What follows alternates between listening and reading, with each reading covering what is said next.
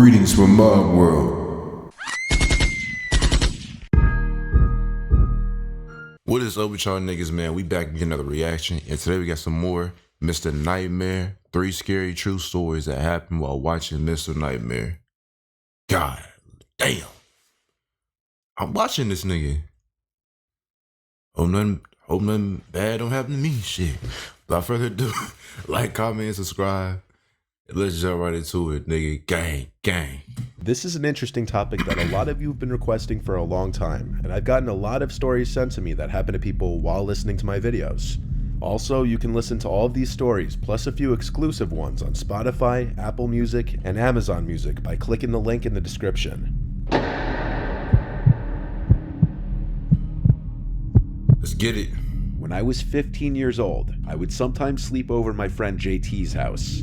He had this cool loft bedroom that was its own floor and was attached to the attic through another half flight of stairs. When we were even younger, we used to have big hide-and-seek games in his house with our other friends and his brother. JT grew up in this big house with just his mom and his brother. His dad has always been rich, and after his parents divorced, he still paid for the house for the 3 of them to live in. His mom was the kind of 40-something-year-old woman to go into town every night dressed in overly tight white pants and such. When I was 14, 15, I didn't really realize what she was going out and doing all the time, but it meant he usually had the house to himself weekend nights. This was one of those nights. We smoked a bit of weed and played hours worth of Super Smash Bros. Vibes. Then when it got later, we decided to watch some Mr. Nightmare videos, ironically. We were on our 3rd video, Pizza Delivery Horror Stories. This, funny enough, made us want to order a pizza, so we called one of the only pizza places around us open past 10 and ordered a pie. As we finished the current video we were on, we started watching a Craigslist horror story video, and just as we were genuinely getting spooked by one of the stories, there was a crash sound from up in the attic. The sound of a box falling over and its contents spilling out. It sounded like plastic toys. JT and I looked at each other and freaked out. We went to pause the video, and JT screamed his older brother's name, who wasn't supposed to be home. It was our first instinct to assume that it was his brother trying to scare us, but that would mean he had been hiding in the attic for hours, which seemed unlikely. Given we were already watching scary videos, this only made the situation even more unsettling. JT went up the 5 carpeted stairs towards the little attic door and opened it. He flicked on the attic light and went inside as I stood behind watching. Man. He immediately said he saw what it was. It was a box full of Hot Wheels cars that fell and spilled out a bunch of the cars. He left it as it was and said he'd clean it tomorrow. He left the attic and shut the closet door, and right around that time the doorbell rang, causing us both to jump again. I guess we were both just really tense given the vibe of everything in the past half hour. We went downstairs to pay for the pizza and grab plates to eat and stuff. We started eating in the kitchen and planned to bring the rest of the pizza back up to his room. While we were downstairs... Nah, bro, you can't just blow that shit off, bro. I keep telling y'all niggas, you can't just blow certain shit off. Now, if I'm home alone or I got my squad with me in the house, right? We smoking weed, we chilling, playing video games, watching movies, whatever. Or I got my girl, just whatever, bro. If you got company, if y'all hear some shit in the attic or the basement or somewhere else around the house, and y'all know y'all home alone or you're home alone, nigga, I'm not checking shit out, bro. I'm getting the fuck out. No, I'm not finna be in there because I don't know what's in there. I don't know if it's a nigga with a gun, because I ain't got no motherfucking gun. All I got is a fucking knife. That nigga gonna blast my ass. He gonna smoke my ass, bro. So I'm getting out, calling the cops, calling whoever, bro. When they get here, they gonna handle the situation. If that nigga leave, then that nigga leave. But hell no, I'm not finna go check that shit. That's how niggas die. We actually heard a sound from upstairs, like in the attic. The kitchen was below JT's room, and the living room was below the attic, so the living room had a higher ceiling. We walked into the living room to listen, and sure enough, we heard a faint bump that was just loud enough to hear. We again looked at each other with wide eyes. JT said there might be an animal in the attic because he'd seen YouTube videos where raccoons somehow crawl through a hole in the roof. He somehow convinced me to go check it out. Well, if you got a hole in your roof, I'm not sure why we you need to get that fixed, sir. I think because neither of us wanted to admit how freaked out we were. We went back to his room together, and he gave me this huge flashlight. I opened the attic door, and he was right behind me at the doorway. I turned on this huge flashlight that doubled as a radio and stepped inside. I looked at the spilled over pile of Hot Wheels. Then I looked around this city of piles of boxes. "Why am I doing this?" I said back to JT, and he laughed and said just keep looking. Man, y'all niggas I crazy. stepped a little deeper into the attic to look behind this tall pile of boxes, and suddenly I felt two hands on my back push me. I stumbled forward and almost fell, and I heard the laugh of JT behind me. I told him he was a dick, Bitch. but then, I guess in response to We my fighting. sudden and loud stumble forward, something moved from beyond this other pile of boxes. I stepped up maybe 2 more feet and peered behind the boxes with the flashlight. Do y'all have a I was weapon? petrified. There was a guy hunched over behind the pile of boxes, I knew and it. he looked right back at me. I ran back out of the attic while pushing JT out, screaming, "Go, run!" I shut the door behind us and screamed that there's someone in there. He followed me outside to the neighbor's house, who apparently wasn't home. We waited on the neighbor's stoop as we called 911. Then we called JT's mom, Ain't that some who shit? seemed kind of drunk, and rushed home from her date or whatever she was doing. The police searched the house to make sure it was clear. The back door was left wide open, indicating the man escaped through there and likely climbed one of the fences to a neighboring yard. How the fuck he My get mom inside called the the insurance house? company and everything too the next day, but shockingly, it seemed like nothing was stolen. Nothing important, at least. The man It's probably a homeless nigga, bro. It's probably a homeless nigga trying to find a home in the basement. It's probably a homeless nigga or just some weird nigga, bro. Because if he broke into your shit and he ain't stole nothing, he either homeless or he was planning on doing something way more disturbing. What I briefly saw looked like a young guy, maybe in his early 30s. He had short black hair and facial hair. I was just glad this wasn't my house, because I wouldn't be comfortable sleeping there for a long time. I think I'll I move know out. JT was scared to sleep in his room for a long time after that. Yeah, bro. But wait, look, if you home alone or you got company, y'all hear some shit. If y'all hear some footsteps, something fell over upstairs, 8 times out of 10, it's probably someone or something in your house, bro. Because it's not just gonna fall over by itself. It's not. So, nigga, excuse me. If y'all got a motherfucking listen, if y'all got a gun, obviously, go defend your. But nigga, if y'all ain't got shit, if y'all ain't got no, I don't know who don't have knives in their house, but if y'all ain't got no type of weapon to defend yourself, get the fuck out. Don't be a hero. Don't risk your life over some bullshit. Get the fuck out. Go to your neighbors, nigga. Call it. Now, if you a grown ass man, handle that shit. Handle that shit. You a grown ass, handle that shit. But if you like a teenager or a kid, bro, just run, nigga. Run. Because 9 times out of 10, that's probably a grown ass man or something you can't handle. I'm just saying, bro. Know where you stand in these type of situations. Know where you stand. I was on a road trip to Las Vegas one night to meet my friends for a music festival.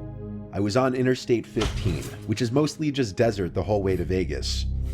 I chose to do the drive at night to avoid traffic. I left my house around 8 p.m., and my GPS said I'd get to my friend's Airbnb around midnight. Oh, Long shit. drives, I Fucking usually listen to Airbnb. podcasts and such because I start getting tired of music after a few hours. I started listening to Mr. Nightmare stories to pass the time, as they made the time seem to go quicker. Given that I was having a road trip, I listened to the road trip themed stories. About 3 hours into the drive, I had to stop for gas, so I added a detour to the route on my GPS, and it showed me where to get off for the closest gas station. It was a few miles away. I got off the next exit ramp into some sketchy looking area. There were a few houses, then just desert. It was such an odd place for a few houses to be. I pulled up to this generic gas station, the only light source to Oh, be seen hell for no. pretty much miles. There were only 4 pumps total at this. Nigga, hell no, I'm finna go somewhere else. Nigga, if I drive to a gas station and there's only 2 pumps and it's in the middle of a fucking dirt road, desert type shit, hell no, that's Wrong Turn vibe. Y'all ever seen Wrong Turn? The Hills Have Eyes? Those are the vibes, bro. Vibes, my nigga. I'm getting those type of vibes. I'm a drive to civilization, nigga. Hell no. fuck out of here. In the middle of nowhere? Hell no. Station. Hell no. I pulled up next to the one closest to the door to the inside. I went inside to pay the worker for the gas and buy a couple snacks. Not to use a derogatory term, but the guy working there seemed like kind of a hick. He had an unkempt, stained-looking beard, some dirty red trucker hat on, and the way he spoke was kind of creepy. But out here in the middle of nowhere, I didn't know what else I really expected. He's a country He tried nigga, making conversation with me, asking where I was from. That struck me as him realizing I'm not from around here. I told him I was from Cali. I asked him if he gets a lot of customers here. Kind of a weird question on my part looking back, but whatever. He said not really, not my kind at least. Then he gave me a gross smile. I had no idea what that meant, but it sounded off-putting, right like there. a creepy flirt. The man then looked out the window toward my car and said, "Is that your friend?" I looked outside and got a glimpse of someone walking quickly into the darkness. It looked like they were just by my car. Oh, that nigga trying I to said, steal "No, my I shit." don't know them," and asked the cashier what that guy just did. He shrugged his shoulders and said he didn't see. Being admittedly an attractive girl in her 20s, I deal with creepy stuff all the time, so I almost wanted to ask the cashier if he could accompany me outside to make me feel better. But honestly, I was creeped out by the cashier as well. I went outside to the pump to start filling up the tank of my car. I looked around the empty gas station lot. No, he playing There that was just shit. the humming from one of the lights of the canopy above me and the sound of the cold night breeze.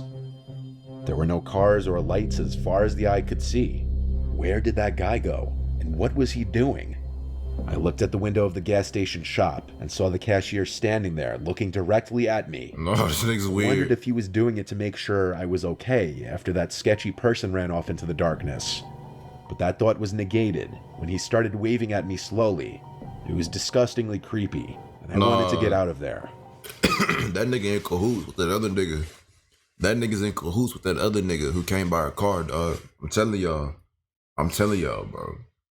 Cause ain't no way he gonna be acting this fucking weird like that. He in cahoots with that nigga. Bro, they either trying to rob her, kidnap some shit, bro. How was that nigga the owner? That nigga probably not even the owner. He probably stole that shit. He probably killed the owner. Paid for $40 worth of gas. When I was around the 30 mark, I heard something from the small building, like a voice. I looked over to the window, expecting it to be the cashier who made the noise, but he was still inside, just standing at the window looking at me. The fuck? And I noticed where the sound came from. There was a man peering his head around the right side wall of the small gas station store. He was waving his hands at me, motioning for me to come over, and I'm pretty sure I saw a creepy smile on his face too. Yeah, they trying to do I something started to you. waving and calling for the cashier in the store. He didn't move though. He just stood there, motionless, looking at me as I called for him and waved my arms. The fuck? I looked back at the creepy guy who was peering his head around the corner, and he was still there. But now he wasn't hiding behind the wall anymore. He was standing fully exposed until he noticed me notice him, then started walking towards me. I removed the nozzle from my gas tank drive and left off. it dangling. I called at the cashier for help one more time. He Bitch, still just stood there, motionless, drive the looking fuck at off. me. I felt my heart in my throat. This was a textbook scene directly from a Mr. Night. Man, nah, man, this bitch playing, bro. She playing, nigga. I would have drove the fuck off, nigga. Both of these niggas acting weird. I would have drove the fuck off. Fuck you and fuck that nigga inside the store, nigga.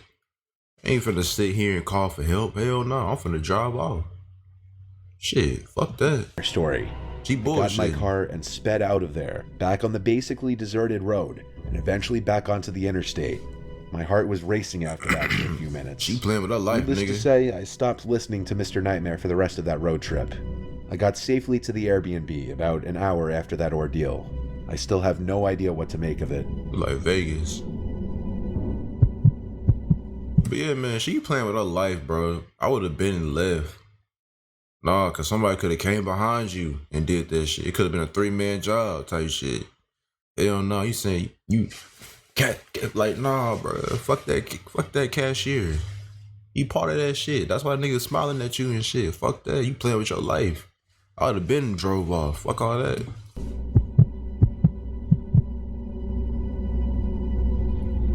I rent a house in Gulfport, Mississippi. It's a small house, but perfect for one person. I live alone with my dog Gringo. The backyard is big for him to run around in, and the area is pretty nice, right by the beach too. This happened on a summer night, I think a Thursday. I had just finished preparing my lunch for tomorrow and finished cleaning up the kitchen. Before going to sleep, I laid in my bed and ironically was actually watching Mr. Nightmare videos. I always like to think these videos would help me know what to do in a worst case scenario situation like a home invasion or anything of the sorts. I'm sure a lot of people feel that way, but honestly, none of us ever expect something like that to happen to us. Sure, it happens to other people, but never you, right? Well, it must have been like 11:30 at night, and I was literally watching a video when the doorbell rang and Gringo started barking. Hearing the doorbell any time past 10 o'clock honestly is bone-chilling. It raises immediate red flags and questions. Hell like yeah. who is it and what could they want at this hour? I didn't leave my bed. I was not going to leave my bedroom to check who it could be. I Smart was downright move. horrified just from the sound of the doorbell. Smart nigga. Gringo is a pretty big dog and you can hear it in his bark, so I hoped the sound of his barks would deter anyone with bad intentions. But the doorbell rang again, and the dread of wondering who was out there and why were they at my doorstep became even worse. The doorbell was followed by loud knocking. I still didn't leave my bed. No. I wasn't going to go out there.